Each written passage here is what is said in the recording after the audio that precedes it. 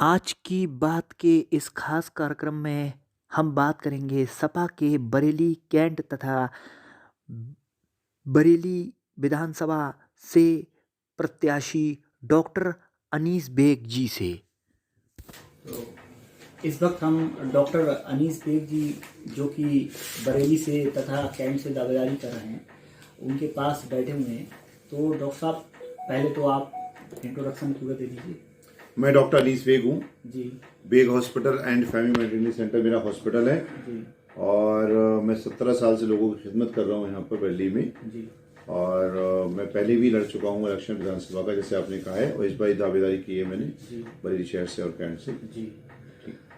अच्छा सर, आगे हम ये जानना चाहेंगे, जैसे अब मौजूदा सरकार जो है राशन बांट रही है और कई तरह के दावे वादे कर रही है और सबका साथ सबका विकास का नारा भी दे रही है, तो कहाँ तक ये आगे ये बात जो है बैठेगी सही? देखिए, ये आप भी जानते हो, मैं भी जानता हूँ जी ये सरकार पूरी तरीके से फेल है। जी और फेल होने का सबसे बड़ा सबूत है जो इन्होंने ट्रेन के इलेक्शन का चेंज करने की कोशिश करी है, क्योंकि इनके पिटारे में कोई विकास की बात है नहीं जी कोई विकास की बात है नहीं। और ये आप खुद जानते हैं और जनता ये समझ चुकी है कि ये सरकार सिर्फ झूठ की सरकार है, झूठों की सरकार है।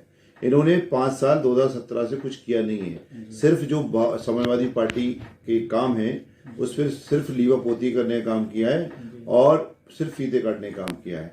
जो समाजवादी पार्टी ने जो काम कर दिए उसको सही से रंगापोती भी नहीं कर पाए ये। अब जैसे 2017 में यहाँ का 300 बेड का हॉस्पिटल समाजवादी पार्टी ने दिया था, उसको उन्होंने 2019 में लागू किया। 2 साल बाद जबकि बिल्कुल तैयार था हॉस्पिटल, तो ये जो बेसिक सुविधा जो मिलना चाहिए गरीबों को सरकारी हॉस्पिटल में, वो भी नहीं दे पा रहे हैं ये लोग, क्योंकि ये हॉस्पिटल में पूरी फैसिलिटीज नहीं है, डॉक्टर्स नहीं है। आज के पेपर में देखो आप, अमर उजाला में शायद किसी में है कोई उसमें डॉक्टर, मतलब हॉस्पिटल खुद बीमार है, उसमें हेडिंग दिया है हॉस्पिटल बीमार है, उसमें डॉक्टर अवेलेबल नहीं है। तो अब आदमी जो हमारे कॉन्स्टिट्यूशन में कम से कम हेल्थ एजुकेशन तो मिलना चाहिए, वो ही नहीं प्रोवाइड कर पा रहे हैं। 1 2 4 5 किलो अनाज देके कितने दिन का, तुम बताओ, अगर तुम्हारे घर में 2 किलो अनाज आ जाएगा, 1 किलो दाल आ जाएगी, कितने दिन होती है 1 किलो दाल? 5 दिन को होगी ना। 25 दिन क्या खाएगा गरीब आदमी? 5 दिन वही एक आदमी जो है फ्री का झुंझुना पकड़ा दोगे। आदमी को रोजगार चाहिए, आदमी को काम चाहिए, जो अपने बच्चों का, बीबी का, घर का जो पेट पाल सके। 5 किलो अनाज से या 1 किलो दाल से क्या हो जाएगा? वो 5 दिन चल के खत्म हो जाएगा। बाकी आदमी क्या फाके रहेगा, भूखा रहेगा क्या? इन्होंने ये कटोरा पकड़ाने का काम किया है। आज जो है बेरोजगारी है, इतनी जबरदस्त बेरोजगारी है, आदमी को बेरोजगार निकाले ही नहीं इन्होंने। जो भी अगर रोजगार की तरफ ये बढ़ते हैं, जो भी ये जो हमारे कंपटीशन कराते हैं, जैसे टी परीक्षा थी, वो टेट की परीक्षा पूरी रद्द कर दी इन्होंने। रद्द क्या मतलब, नकल करा दी इन्होंने, पेपर लीक आउट करा दिया। और ये नहीं, इससे पहले भी 25 पेपर लीक हो चुके हैं। तो इनका मकसद ही नहीं रोजगार देना। अगर मकसद होते तो उसको टाइट करते। जब इनके पेपर लीक हो रहे हैं, 25 पेपर लीक हो रहे हैं, तो इनका अगर मकसद होता रोजगार देने को, युवाओं को, बेरोजगारों को, तो रोजगार देते। इन्होंने कुछ नहीं काम किया है, इन्होंने सिर्फ जनता को परेशान करने का काम किया है। पहले नोटबंदी लेके आए ये, तब जनता परेशान हुई। फिर ये लोग जीएसटी लेके आए, व्यापारी परेशान हुआ। उसके बाद में किसान बिल लेके आए, 3 किसान काले कानून लेके आए, किसान परेशान हुआ, 750 किसान मर गया। उसके बाद में कोई भी बिल लेके आते हैं, बिना सोचे समझे लेके आते हैं, उसमें जनता सिर्फ परेशान होती है और कुछ नहीं। अच्छा सर, बैंकों की बात करी जाए तो अभी बैंकों का निजीकरण का मुद्दा भी बहुत उठा है। अभी हाल ही में खबर आई थी, हमने भी चलाई थी, कि बैंकों का निजीकरण जो चल रहा है, तो अभी कुछ दिन पहले दैनिक जागरण ने भी एक खबर छापी, उसमें ये निकला, सबसे आखिर में छापी थी 12 पेज नंबर 12 पे, कि मोदी जी जो हैं, बैंकों का जो निजीकरण होगा, जो बैंक बंद होंगे उन बैंकों में केवल 5 लाख रुपए ही व्यक्ति को मिलेगा। तो इसका मतलब जो पैसे उसके मान लीजिए 20 लाख किसी के अकाउंट में हैं और वो बैंक डूब गया, तो क्या उसके पैसे चले जाएंगे? तो यहाँ पर क्या अखिलेश जी का मतलब क्या कर रहे हैं? देखिए, इस सरकार में हर बंदा, जो भी, चाहे बिजनेसमैन हो, चाहे गरीब हो, चाहे मिडिल क्लास हो, चाहे असुरक्षित महसूस कर रहा है। ये बात फैक्ट है बिल्कुल।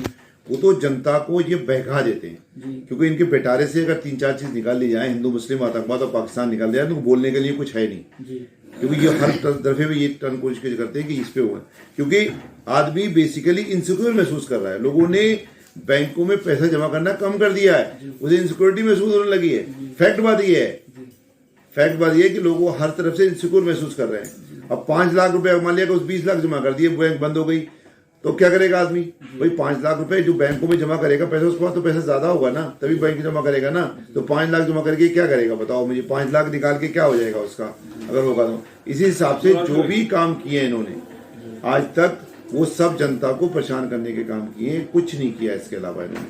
हर तरीके से लोग जो है इनसिक्योर महसूस कर रहे हैं, हर तरीके से यही काम है इनका, और कुछ काम नहीं इनका। अच्छा सर, जिस तरह से अब सुरक्षा की बात करी जाए तो उस समय अखिलेश जी ने जो 100 नंबर दी थी, तो ये कह रहे हैं कि क्या नाम है, हमने सुरक्षा और अच्छी प्रदान करी है, अब लड़कियां जो हैं रोड पर निकल सकती हैं, कोई परेशानी नहीं है, कोई भय मुक्त सरकार हम दे रहे हैं। तो कहाँ यहाँ तक क्या आप इस संबंध में क्या कहना चाहते हैं? क्या बात है, इस बात पे हंसी आ रही है मुझे।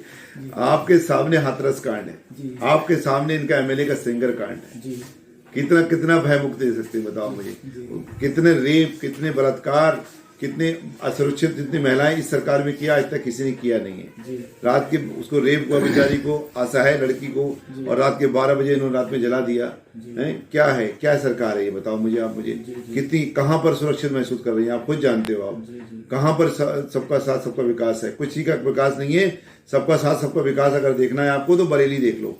आज घूम लेना आप, एक राजेंद्र नगर का इलाका घूम लेना, और एक पीर बहोड़े का या बिहार कला का या नगरीय परिषद का या फिर सनौवा का गुमदापुर का इलाका घूम लेना, कहाँ सबका साथ सबका विकास है? वहां बिल्कुल खरंजे तक नहीं है, मतलब सीसी तो छोड़िए, खरंजे तक नहीं है। कहाँ सबका सबका विकास है? इतनी झूठी सरकार है, इसका कोई जवाब नहीं। कोई मतलब इतना कोई झूठ बोल ही नहीं सकता। इस हिसाब से झूठ बोलते हैं लोगों को यकीन करने के। लोग यकीन कैसे कर लेते हैं, हमें समझ में नहीं आता।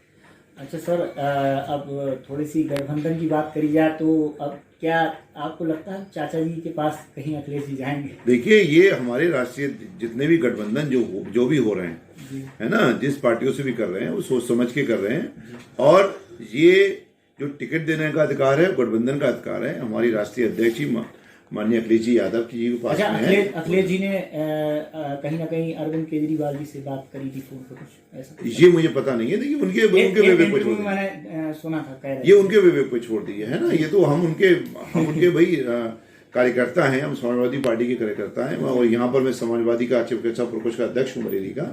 तो ये कुछ चीजें जो है हमारे राष्ट्रीय जी के हाथ में है, उसमें बोलने में मैं कुछ नहीं कह सकता जी। चलिए, तो यहाँ पर मैं अपनी बात खत्म करते हुए थैंक यू। शर्मा, संपादक PVN न्यूज बरेली।